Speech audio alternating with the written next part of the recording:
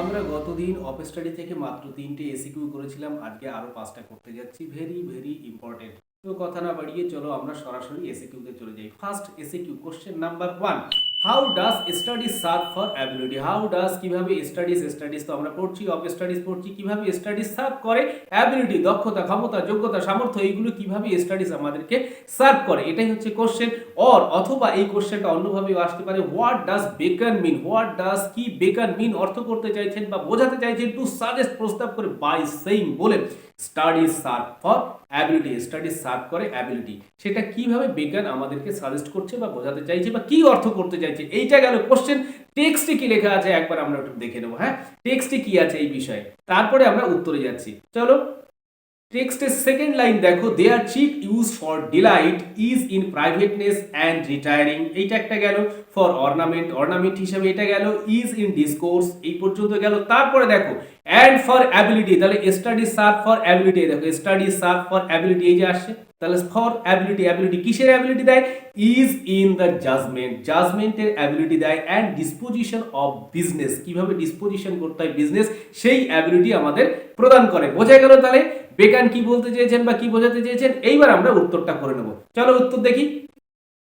In general person gains knowledge. In general সাধারণত person মানে ব্যক্তি, গেইনস মানে কি লাভ করে, নলেজ মানে জ্ঞান, ফ্রম স্টাডিজ থেকে, অর্থাৎ পড়াশোনা থেকে, পঠন থেকে, অধ্যয়ন থেকে আমরা জ্ঞান লাভ করি। অ্যান্ড বিকামস আমরা হই স্কিল্ড, সেখান থেকে জ্ঞান লাভ করি। তারপরে স্কিল্ড মানে দক্ষ হই, বাই ইউজিং দেম সেইগুলোকে ব্যবহার করে, ইন প্র্যাকটিক্যাল ইস্যুসে সেইগুলো ব্যবহার করে আমরা কি হয়ে উঠি, দক্ষ হয়ে উঠি। এইবার উত্তর, দাস এইভাবেই, অ্যাকর্ডিং টু বেকন, দাস এরকম ভাবে কি, দাস এই রূপে, অ্যাকর্ডিং টু বেকন বেকারের মত অনুসারে, স্টাডিজ প্রোভাইড মানে কি সরবরাহ করা বা সার্ভ করা, টু জাজ ওইখানে পড়ে আসলাম, জাজ করতে বলে, জাজ পার্টিকুলার্স মানে কি খুঁটিনাটি সমস্ত কিছু জাজ করার অ্যাবিলিটিটা দেয় আমাদের, যোগ্যতা বা ক্ষমতা দেয়, দক্ষতা দেয়, সামর্থ্য দেয়। বোঝা গেছে, অ্যাবিলিটি করে কোথায়, টু জাজ পার্টিকুলার্স ফর হ্যান্ডলিং মানে কি কোনো কিছু হ্যান্ডলিং করা, any kind of business in daily life. Any kind of business মানে যে কোনো প্রকারের কাজ দিনের, অর্থাৎ আমাদের প্রাত্যহিক জীবনের বা দৈনন্দিন জীবনের যে কোনো কাজকে আমাদের খুব স্কিলফুলি হ্যান্ডলিং করার জন্য অ্যাবিলিটি দেয় বা যোগ্যতা দেয়, সেটাকে জাজমেন্ট অনুযায়ী, অর্থাৎ আমরা জাজমেন্ট বিচার ক্ষমতার উপরে আমরা সেগুলো করতে পারি। তো এই গেল আমাদের ফার্স্ট কোশ্চেন হয়। নেক্সট কোশ্চেনে যাই, কোশ্চেন নাম্বার 2 আজকে।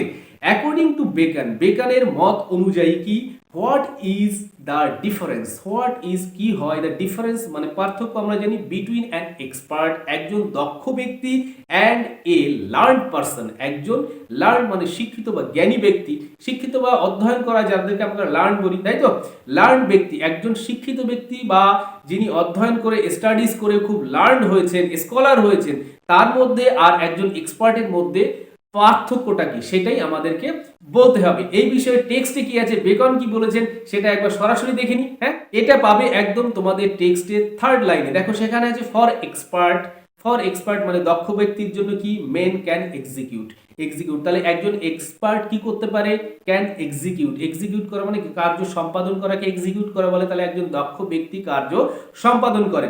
অ্যান্ড পারহ্যাপস সম্ভবত, জাজ অফ পার্টিকুলার্স কি করে, সেটা জাজ বিচার করে, অফ পার্টিকুলার্স খুঁটিনাটি এদিক সেদিক সমস্ত বিচার করে, ওয়ান বাই ওয়ান একের পর এক, ধাপে ধাপে, সেটাও আমরা বলতে পারি। বাট দ্য জেনারেল বাট কিন্তু, দ্য জেনারেল মানে সাধারণ, কাউন্সিলস মানে উপদেশ, কাউন্সিল উপদেশ, সাধারণ কাউন্সিল উপদেশ, and the plots and marshalling of affairs, এখানে বাটের পর থেকে খেয়াল করো, তাহলে এক্সপার্ট কি করে সেটা আমরা আগে পাচ্ছি। দেখো এক্সপার্ট ম্যান ক্যান এক্সিকিউট করতে পারে, অ্যান্ড পারহ্যাপস জাজ করতে পারে পার্টিকুলার্স গুলোকে, সেটা কিভাবে জাজ করতে পারে, ওয়ান বাই ওয়ান। কিন্তু বাটের পর থেকে দেখো, দ্য জেনারেল কাউন্সিল সাধারণ উপদেশের জন্য, অ্যান্ড দ্য প্লটস মানে কি কোনো কিছুর একটা গাঁথুনি বা বুননের কি পুরো আমরা প্লট বলি, তাই তো, সেটা করতে পারে। And marshalling of affairs, marshalling মানে কি, মার্শালিং সাজানো, অনুক্রম অনুযায়ী ধাপে ধাপে স্টেপ বাই স্টেপ সাজানো। অ্যাফেয়ার্স মানে কি আমরা জানি বিষয়গুলোকে অ্যাফেয়ার্স বলেন। কাম সেটা বেস্ট ফ্রম দোজ, কাম আসে তাহলে বেস্ট মানে কি সব থেকে ভালো, দোজ দ্যাট আর লার্ন যে ব্যক্তি যারা লার্ন তাদের থেকে এই বাটের পরে যেগুলো আছে সেইগুলো পাই আমরা। তাহলে একজন এক্সপার্ট আর একজন লার্নের মধ্যে অর্থাৎ লার্ন পার্সন ব্যক্তির মধ্যে যে ডিফারেন্সটা আছে সেই ডিফারেন্সটা কি পরিষ্কার বোঝা গেল। এবার আমরা উত্তরে যাব। According to Bacon, an expert is a skillful person.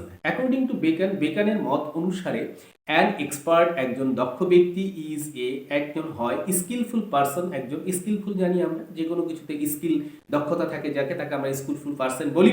For performing perform মানে কি জানি আমরা পারফর্ম করা পারফর্মিং এ পার্টিকুলার জব একটা নির্দিষ্ট জবকে পারফর্ম করার জন্য বাই জাজিং পার্টিকুলার্স জাজিং মানে কি বিচার করে পার্টিকুলার্স মানে খুঁটিনাটি ওয়ান বাই ওয়ান একের পর এক বা ধাপে ধাপে for the execution of the টাস্কটাকে এক্সিকিউট করার জন্য সে পার্টিকুলারলি সমস্ত কিছুকে জাজ করে সেটাকে সম্পাদন করে দেয়। তাহলে একজন এক্সপার্টের কাজ বোঝা গেল।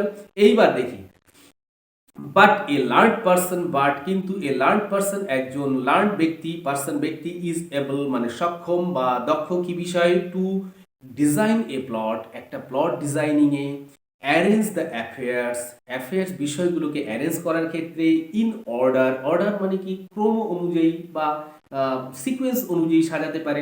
মেক ডিসিশন সেখান থেকে ডিসিশন নিতে পারে ডিসিশন মানে সিদ্ধান্ত নিতে পারে। ইন কমপ্লিকেটেড সিচুয়েশনস কমপ্লিকেটেড মানে কি জটিল তুলনামূলকভাবে জটিল যেগুলো কমপ্লিকেটেড সেগুলো কমপ্লিকেটেড বলি সিচুয়েশনস মানে পরিস্থিতি। অ্যান্ড ফাইনালি জেনারেল কাউন্সিলের কথা বলা হয়েছিল সেটাই এখানে আছে দেখো। অ্যান্ড ফাইনালি শেষ পর্যন্ত আমরা জানি কি অ্যাডভাইস করতে পারে অ্যান্ড এক্সপার্ট একজন দক্ষ ব্যক্তিকে এক্সপার্টকে অ্যাডভাইস করবে টু এক্সিকিউট দ্য টাস্ক কিভাবে সেটা করতে হবে how to execute the task সেটা সে অ্যাডভাইস করতে পারে। তাহলে একজন লার্নের কাজ কি বোঝা গেল আর একজন এক্সপার্টের কাজ কি বোঝা গেল। লার্ন কি করবে তাকে অ্যাডভাইস করবে যে ভাই তুমি এই কাজটা এইভাবে করো আর এক্সপার্ট ঠিক সেইভাবেই ঠিকঠাকভাবে এক্সিকিউট করে দেবে। ঠিক আছে ক্লিয়ার। কোশ্চেন নাম্বার 2 আজকের ক্লিয়ার। নেক্সট কোশ্চেনে যাই 3 নাম্বার কোশ্চেনে আসি। হাউ ডাজ বেকন লুক আপন বেকন লুক আপন মানে কি তাহলে দেখছেন স্পেন্ডিং টু মাচ টাইম মানে খুব বেশি সময় ইন স্টাডিজ অর্থাৎ স্টাডিজে খুব বেশি সময় ব্যয় করাকে বেকন কিভাবে দেখছেন অর্থাৎ তার কথা অনুযায়ী স্টাডিজ যদি খুব বেশি হয়ে যায় তাহলে কি হতে পারে সেটা একটু আমরা দেখে নেব। সরাসরি টেক্সট থেকে আগে দেখে নিই এই বিষয়ে বেকন কি বলছেন। 3 নাম্বার লাইনের পরে 4 নাম্বার লাইনে আসো। To spend too much time to spend মানে কি কাটানো জানি টু মাচ টাইম মানে খুব বেশি সময় ইন স্টাডিজে ইজ স্লথ সেটা অলসতা বোঝা গেছে ক্লিয়ার।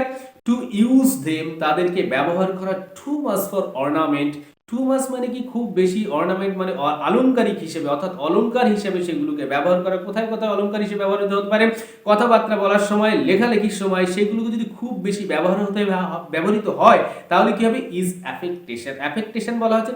অ্যাফেক্টেশন হচ্ছে কি সেটাকে ভড়ামি যদি সবাই কথায় সে জ্ঞান গর্ব কথা বলতে থাকে তাহলে আমরা কি করবো তাকে এড়িয়ে চলি তাই না সেটা একটা ভড়ামি হয়ে যায়। তারপরে টু মেক মানে কি করা জাজমেন্ট মানে কি বিচার করা হোলি মানে সম্পূর্ণভাবে বাই দেয়ার রুলস অর্থাৎ কি পড়েছি সেখান থেকে পার্ট বাই পার্ট সেখানে যা বলা আছে তাই যদি আমরা একদম পাই টু পাই সেখানে আমরা ডিটো কপি করতে থাকি তাহলে সেটা কি হবে is the humour of A scholar সেটা একটা স্কলার অর্থাৎ বিদ্বান ব্যক্তির পক্ষে কি হাস্যকর বিষয়ে পরিণত হবে সেটা একটা হাসাহাসির কারণ হয়ে যাবে হাসির পাত্র হয়ে দাঁড়াবে। তো এই গেল আমাদের টেক্সটে লেখা আছে। এইবার আমরা সরাসরি উত্তরে চলে যাব। উত্তরে আসি। আচ্ছা অ্যাকর্ডিং টু বেকন তাহলে বেকনের মত অনুযায়ী কি আছে ওখান থেকে সেটাকে আমাদের সাজিয়ে গুছিয়ে লিখতে হবে। স্পেন্ডিং টু মাচ টাইম ব্যয় করা টু মাচ টাইম খুব বেশি সময় ইন স্টাডিজে মেক্স একজনকে করে কি ওয়ান লেজি একজন লেজি ব্যক্তিতে অর্থাৎ অলস ব্যক্তিতে তাকে পরিণত করে। আউটকামস অফ আউটকামস মানে কি স্টাডিজ থেকে আমরা যেগুলো আউটকামস বেরিয়ে আসে অর্থাৎ স্টাডিজ থেকে যেগুলো আমরা পাই যে বেনিফিটসগুলো পাই শুড বি ইউজড সেগুলো ব্যবহৃত হবে কিভাবে in practical issues of life practical মানে আমার দৈনন্দিন ব্যবহারিক জীবনে ব্যবহারিক একটা বিষয় থাকে তো সেখানে যদি আমরা সেগুলোকে ব্যবহার না করতে পারি তাহলে সেগুলো কোনো কাজের জিনিস হবে না সেগুলো মানে নিছক একটা টাইম পাস হয়ে যাবে বা অন্য কোনো কাজেই লাগবে না আর কি। Issues of life for making on একটা কি জন্য ব্যবহার করব আউটকামস অফ স্টাডিজ আবার পড়ছি লাইনটা outcomes of studies should be used ব্যবহৃত হবে in practical issues of life জীবনের প্র্যাকটিক্যাল ইস্যুগুলোতে ওই আউটকামসগুলো আমরা ব্যবহার করব ফর মেকিং তৈরি করার জন্য অন একজন ব্যক্তিকে এ বেটার পারসন, একজন আরো ভালো মানুষে পরিণত করার জন্য, not for indulging in, not for joy, অর্থাৎ স্টাডিজটা ইন্ডালজ করার জন্য নয়, ইন অনলি স্টাডিজ, স্টাডিজের জন্য ইন্ডালজ করে আমি কাটিয়ে দেবো, অর্থাৎ করে দেবো শুধু স্টাডিজের জন্যই স্টাডিজ করবো আর সময় কাটাবো, অন্য কোনো কাজে লাগবে না, সেগুলো অন্য কোনো কাজে লাগবে না, দুনিয়ার কোনো কাজে আমি লাগবো না, সেটার জন্য স্টাডিজকে ব্যবহার করতে বলা হয়নি। ঠিক আছে, এবার নেক্সট কোশ্চেনে যাই।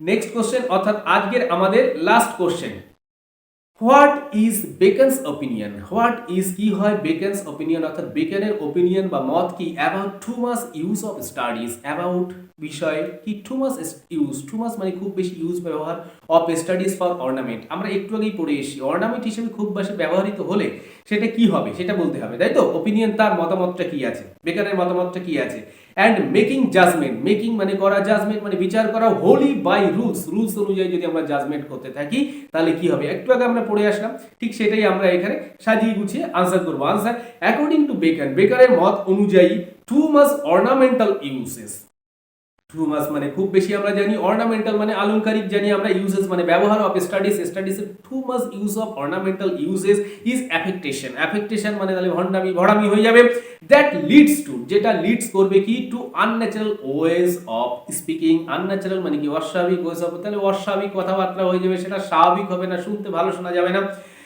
স্পিকিং অর রাইটিং লেখার বেলাও তাই হবে, সেটা কৃত্রিম একটা আর্টিফিশিয়াল বিষয়ে পরিণত হবে, অ্যান্ড দ্যাট আর্টিফিশিয়ালিটি মানে কি ওই কৃত্রিমতা ইজ হার্ড টু ডাইজেস্ট, সেটা হজম করতে কষ্ট হয়ে যাবে, কেউ আমরা নিতে পারবো না সেটা।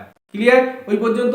নেক্সট পার্টের উত্তরটা দেবো, বুকিশ নলেজ অর্থাৎ বই থেকে পাওয়া যে জ্ঞানগুলো, হ্যাজ ইটস লিমিটেশনস, বই থেকে আমরা যে জ্ঞানগুলো পাই সেগুলোর একটা সীমাবদ্ধতা আছে, তাহলে bookish knowledge has its limitations, তাহলে লিমিটেশনস আছে, মেকিং জাজমেন্ট, মেকিং তাহলে সেইগুলো, তাহলে ওর লিমিটেশনগুলো আছে, সেইগুলোর সম্বন্ধে আমাদের সচেতন না হয়ে যদি আমরা সেখান থেকে জাজমেন্ট নিই, making judgement by fully depending on, fully মানে সম্পূর্ণভাবে, ডিপেন্ডিং মানে নির্ভর করে, অন রুলস, ওই রুলস যেগুলো লেখা আছে স্টাডিজে যেগুলো আছে সেগুলো, makes even a scholar, make সেটা করে অর্থাৎ সেগুলো যদি ইউজড হয় বা ব্যবহৃত হয়, ইভেন এমনকি এ স্কলার মানে বিদ্বান ব্যক্তি তাকে কি করবে, হিউমারাস হাস্যকরে পরিণত করবে। ক্লিয়ার?